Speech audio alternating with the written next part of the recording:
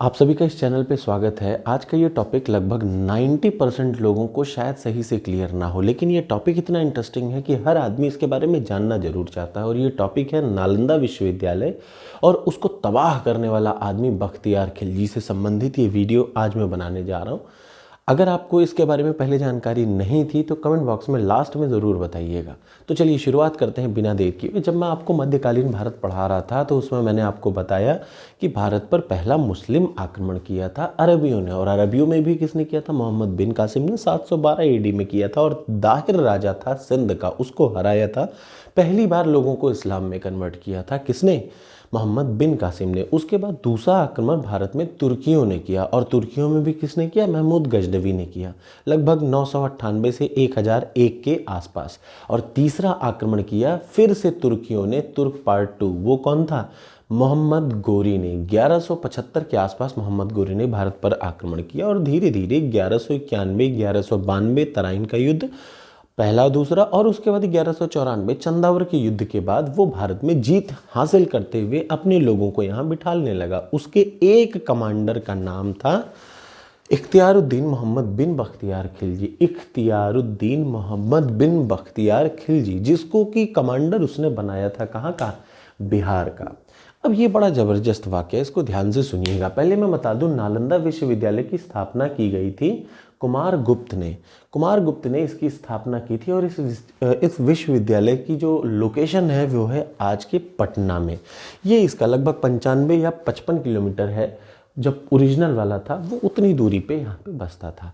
अब बात करें कि हुआ क्या था। एक बार इस आदमी की, बख्तियार खिलजी बिहार पर राज करता था। ऑब्वियसली वो एक मुस्लिम था तो उसको और चीज़ों से दिक्कत ही होती होगी।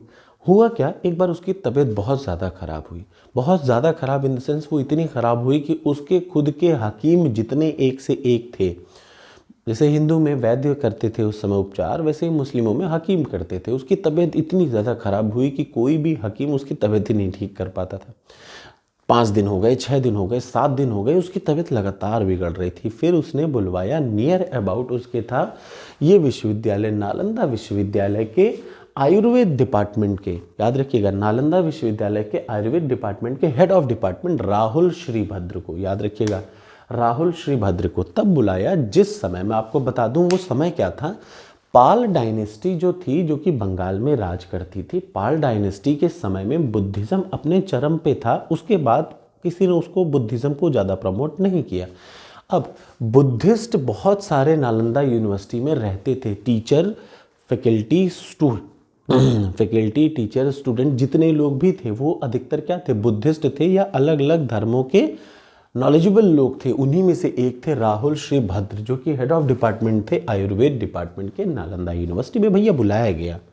अब बुलाया गया तो इन्होंने एक शर्त रखी, बख्तियार खिलजी ने। इसने एक शर्त रखी कि देखो, तुम मेरा इलाज बिल्कुल भी, याद रखना, मैं बिना कुरान के, मतलब कोई भी दूसरे धर्म का आदमी मेरा इलाज नहीं कर सकता। एकदम दूसरे धर्म का आदमी इलाज मेरा नहीं कर सकता। प्लस इसको बुलवा तो दिया गया भाई को, लेकिन साथ में ये बताया कि दूसरे धर्म का आदमी मेरा इलाज नहीं कर सकता, और अगर मेरी तबीयत नहीं ठीक हुई तो मैं तुम्हारी गर्दन उड़वा दूंगा। लो, अब बहुत बड़ा मैटर फंसा कि भैया एक तो ये इलाज भी करें इसका, दूसरा धर्म भी अपना छोड़ें, और तीसरा क्या हुआ और तीसरा जो है, अगर नहीं ठीक हुआ तो कटवा भी देगा। फिर उन्होंने क्या किया, अगले दिन ये गए, अगले दिन जाके इन्होंने इनसे कहा, बख्तियार खिलजी से, ये लो मैं आपको कुरान मजीद दे रहा हूँ, इस कुरान मजीद की पेज नंबर 20 से लेके पेज नंबर 40 तक बस आप 20 पेज पढ़ लेना, आपकी तबीयत ठीक हो जाएगी। हुआ यही, जब बख्तियार खिलजी ने कुरान मजीद का पेज नंबर 20 से पढ़ना शुरू किया, उसमें दिमाग इन्होंने क्या लगाया था, पेज नंबर 20 से लेके पेज नंबर 40 के बीच में इन्होंने एक ऐसा लेप लगा दिया था कि जब आदमी पन्ना पलटता है तो थूक लगा के पलटता है। जब वो थूक लगा के पलटता है तो वो बार बार उनके मुंह में जा रहा था, और उनसे कहा था कि आप इसको पलटते समय बस ऐसे पलटिएगा। धीरे धीरे 20 से 40 पेज उन्होंने पढ़े पूरे दिन में, और अगले दिन उनकी तबीयत एकदम ठीक हो गई। अब इस बात पे कायदे से इसको खुश होना चाहिए था, लेकिन ये और गुस्सा हो गया कि मतलब यार बताओ, हमारे हकीम चूतिया थे क्या? मतलब इतने बेवकूफ़ हैं, और ये साले इतने नॉलेजेबल हैं कि इसने मेरा पूरा इलाज कर डाला। तो इस गुस्से में बख्तियार खिलजी ने, कि जब होता नहीं कि न मोरे है न तोरे रह देव, ना मेरे पास है ना मैं तेरे पास रहने दूंगा। तो बख्तियार खिलजी ने इस गुस्से में कि जब हमारे कोई हकीम इस लायक नहीं थे तो ये कैसे बना सकता है, ये कैसे मुझे ठीक कर सकता है, इसने तुरंत मतलब इसे ये लग रहा था कि भैया कुरान की इतनी नॉलेज इसको है कि इसने वो मुझे पन्ना पढ़ा दिया। हमारे खुद के गधे जैसे लोग जो है वो कुरान नहीं पढ़ पाए। हुआ ये था कि उस कुरान में इन्होंने कुछ लेप लगा दिया था कुरान के पन्नों में। तो अब जब ठीक हो गया तो इतने गुस्से में जिस चीज़ पे इसको खुश होना चाहिए था उस चीज़ पे ये इतना गुस्सा हुआ कि ये पहुंचा और नालंदा विश्वविद्यालय में आग लगा दिया। 3 महीने तक वो जलता रहा विश्वविद्यालय। और वो आग लगाने का टाइम लगभग कई जगह आप देखेंगे तो वो देखेंगे 1197 एक सही है। इस बात का जिक्र मिनहज उज सिराज, याद रखिएगा, मिनहज उज सिराज में इस चीज़ का जिक्र है, थोड़ा बहुत, ज़्यादा नहीं, थोड़ा बहुत जिक्र है कि भैया ऐसी ऐसी परिस्थितियां बनी थी। अब आप मुझे कमेंट बॉक्स में कमेंट करके बताइए आप में से कितने लोगों को इसके बारे में ये जानकारी थी और कितने लोगों को जानकारी नहीं थी। लगभग कुछ किताबों में दिया है कि 1193 में आग लगाया था, लेकिन ऐसा नहीं था। जब चंदावर का युद्ध हो चुका था तब जाके क्या हुआ था। देखिए अब ये इतिहास है, इतिहास में कभी एक पर्टिकुलर चीज़ पे दो लोगों में राय में डिफरेंस हो सकती है। तो आप लोग इस चीज़ के लिए कभी मत परेशान हो कि भैया ये आ जाए कि किस ईयर में किया था। वो नियर अबाउट ईयर आएगा। मान लिया हो सकता है आपको 95 दे दे कि क्या 95 में आग लगाया था, हाँ टिक कर दीजिएगा।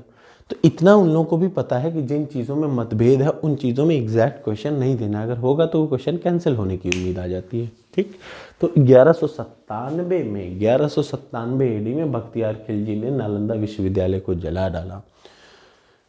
3 महीने तक जलता रहा। और आपका बहुत बहुत धन्यवाद।